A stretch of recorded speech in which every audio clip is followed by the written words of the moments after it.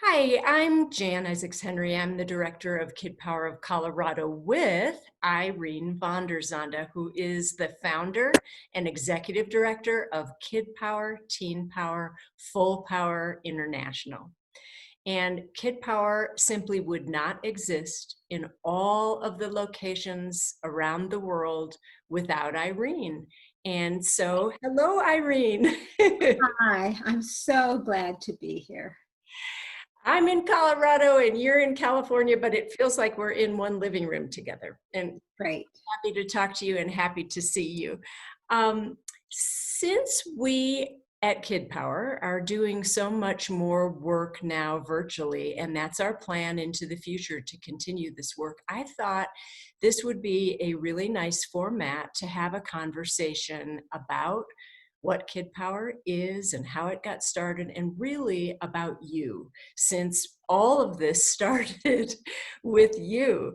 And so this work has been your life's passion, and I wonder if you could talk a little bit about how Kid Power got started.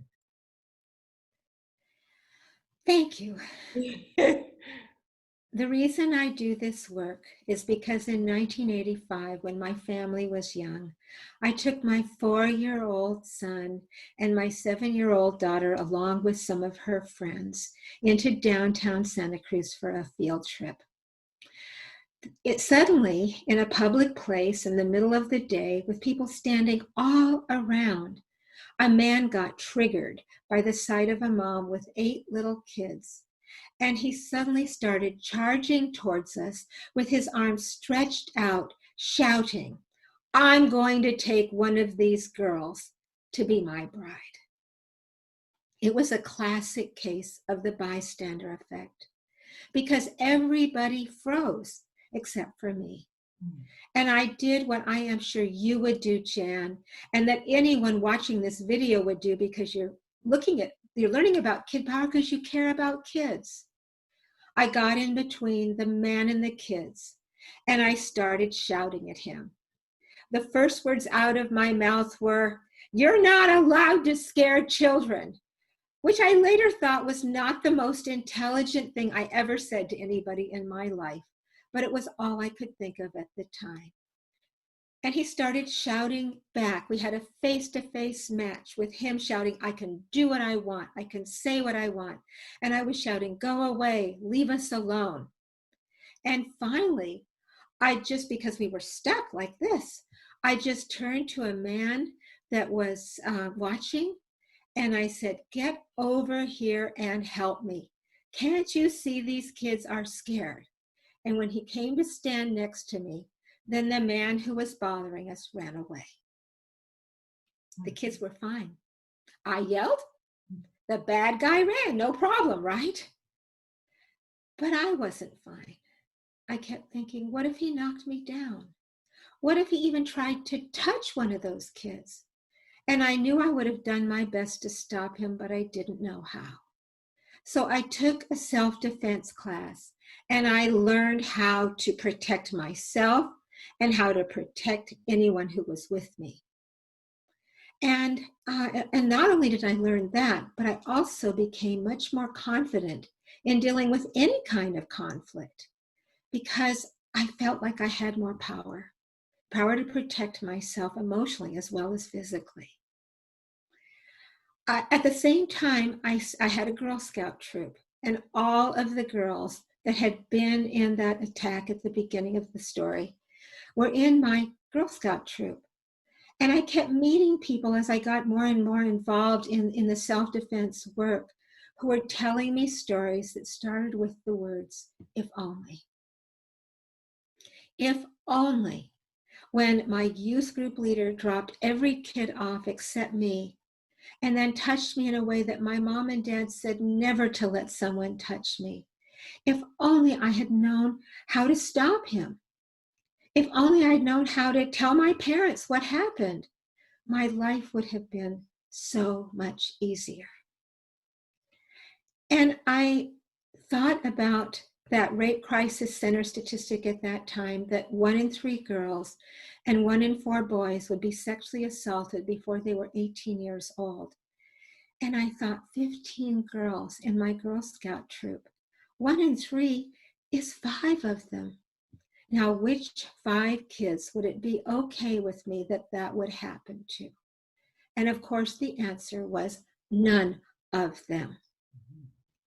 So I gathered with martial artists and educators and parents and mental health people, and to start to look for how we could create programs to teach kids to protect themselves when adults weren't there to protect them, and also to teach adults how to protect our kids and how to prepare them to take charge of their own well-being.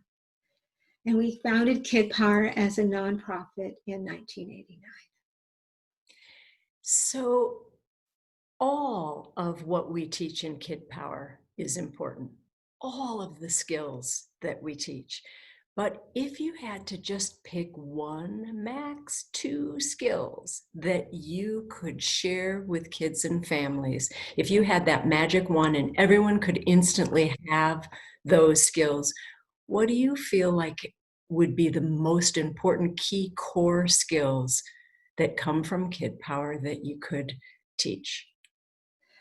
It's hard to pick, but it's a must. And first of all, boundaries. Because boundaries give us advocacy, advocating for what we do and don't want, what's right or wrong for ourselves and for others. Being able to overcome the discomfort that comes with setting boundaries and to know how to do it in ways that are powerful and respectful at the same time. I can remember in one senior power class, a woman saying, I'm 94 years old and no one ever taught me about boundaries before. And I'm so glad I know about it now. And I thought, that's great. And I'd still like that you to have learned it sooner. That would have been better. Right, right.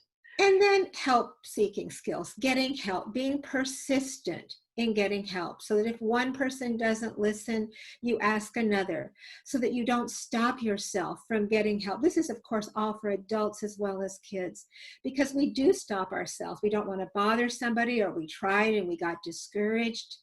And no problem is over until you've really gotten the help you need, even if it's just talking with somebody you trust. Or if you're a kid, with going to somebody who can do something to solve the problem.